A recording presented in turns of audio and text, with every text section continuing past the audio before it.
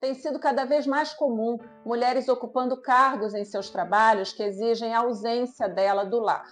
Às vezes é um dia, uma semana, um mês ou um período mais longo.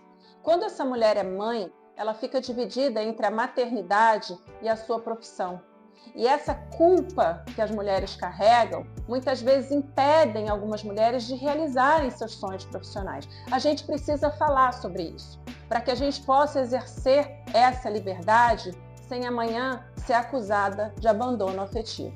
Meu nome é Luciatina, eu sou advogada de família há mais de 25 anos e nesse episódio do podcast Estado Civil Inteira, eu vou falar sobre o exercício da liberdade da mulher que é mãe e quer trabalhar sem a culpa de estar fazendo algo errado.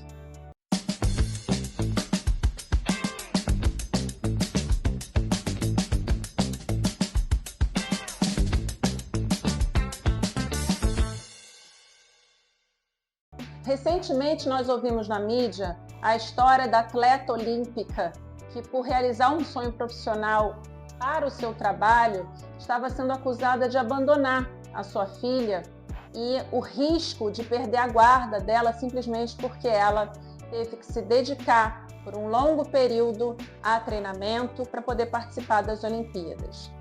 Muitas mulheres têm ocupado cargos que antes eram destinados aos homens e eles sabem muito bem ocupar cargos sem a culpa de estarem se ausentando do lar.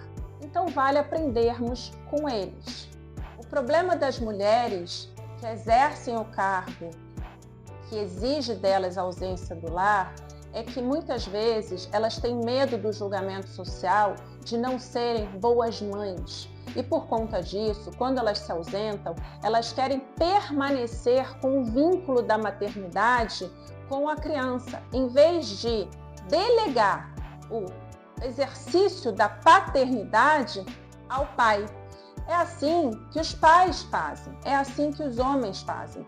Quando eles se ausentam para se dedicar a um esporte, a show musical, a empresas, a negócios, eles têm a certeza de que os seus filhos estão bem com a mãe, com a genitora ou com outra pessoa que vai cuidar daquela criança. Nós mulheres, quando nós nos ausentamos, a gente não consegue romper esse vínculo e focar naquele trabalho como eles fazem.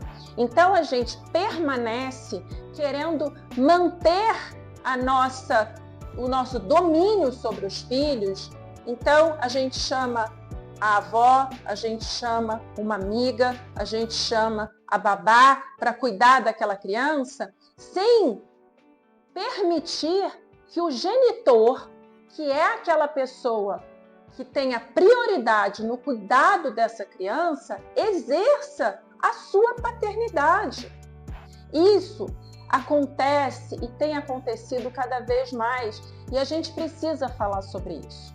A mídia fez uma comparação das mulheres que se ausentam para praticar um esporte recentemente por causa das Olimpíadas, mas aqui eu coloco outras mulheres que exercem profissões que exigem ausência do lar, com os homens que muitas vezes se ausentam do lar para praticar o esporte. Equipararam os jogadores de futebol na Copa do Mundo que nunca foram acusados de abandono afetivo por exercerem uma profissão e que isso, para a mulher, agora está acontecendo. Então, olha só, os homens quando fazem isso, eles focam no seu trabalho e deixam seus filhos com a genitora, em regra. Vamos dar um exemplo. Um jogador de futebol se ausenta, deixa o filho com o melhor amigo dele, em vez de deixar com a mãe. É claro que essa mãe vai peticionar no judiciário dizendo que ela quer ficar com o filho, que ele abandonou o filho e está deixando com terceiras pessoas. Ou então, que ele deixe com a mãe dele. Por que não vai deixar com a mãe? Por que não vai deixar com a genitora? Ou com uma babá?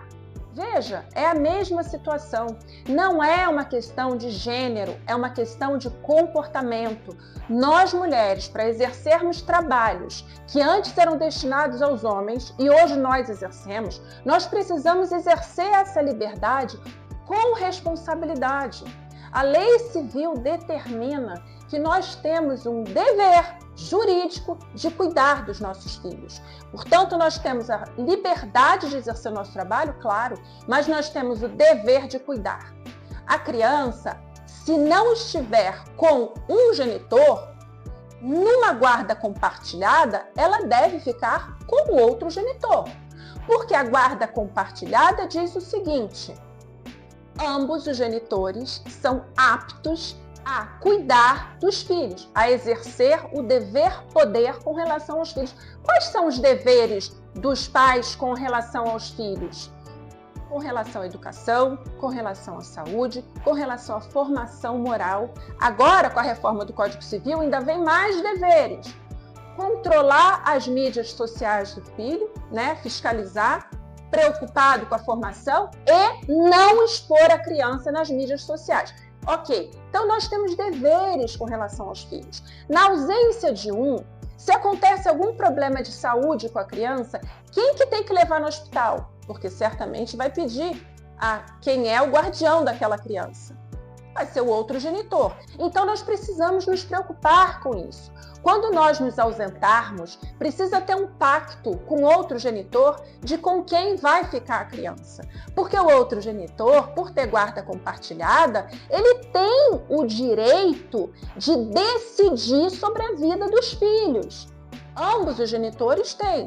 Não é só sobre a escola, não é só sobre a religião, o tratamento dentário. É também o lugar que a criança vai ficar quando houver a ausência de um dos genitores. Os dois devem decidir sobre isso. Então, se a genitora se ausenta e determina que a criança vai ficar com quem ela quiser, ela está cutucando o genitor para que ele entre com uma petição dizendo: opa, vai ficar comigo, porque eu também tenho o direito de decidir onde a minha filha e os meus filhos vão ficar. Então veja, eu quis fazer esse vídeo não é para levantar uma bandeira que eu ouvi muitos grupos feministas falando que era uma diferença de gênero, uma forma de você tratar com desigualdade a mãe e o pai. Não é isso. Para que a gente possa exercer uma profissão que requer a nossa ausência, a gente precisa se desprender dos julgamentos, da culpa da mãe. Porque é claro que a mãe, quando se ausenta, por que ela quer manter esse domínio dos filhos? Muitas vezes porque ela não aguenta o rótulo de uma mãe ruim. Nós não aguentamos isso. E por conta disso, a gente quer manter a mãe boa, mesmo que você esteja distante. Ceder a guarda para o pai é quase um auto-julgamento. A gente tem esse problema. Só que a gente precisa se desprender disso, porque o fato de você ir trabalhar e realizar o seu sonho, as mulheres que fazem isso, elas estão fazendo isso para elas e a consequência é para os filhos. Porque uma mãe realizada é uma mãe muito mais feliz e uma mãe que pode dar esse exemplo para os filhos. Esse é o ponto. Então, quando você vai se ausentar por 3 meses para fazer uma concentração num treinamento ou para fazer show musical, eu atendi uma vez uma musicista que ela precisava acompanhar um grupo musical. E essa musicista, ela não queria deixar a criança sob a guarda do pai, porque para ela era muito pesado esse auto-julgamento de uma mãe que abandona os filhos. Mas veja, se ela tiver a leveza que os homens têm de entregar essas crianças, os filhos, para aquele que é corresponsável pela criança, ela vai exercer o seu trabalho plenamente, focada naquilo, sem essa outra pessoa imputando a ela um julgamento de abandonar os filhos. Ela vai consciente.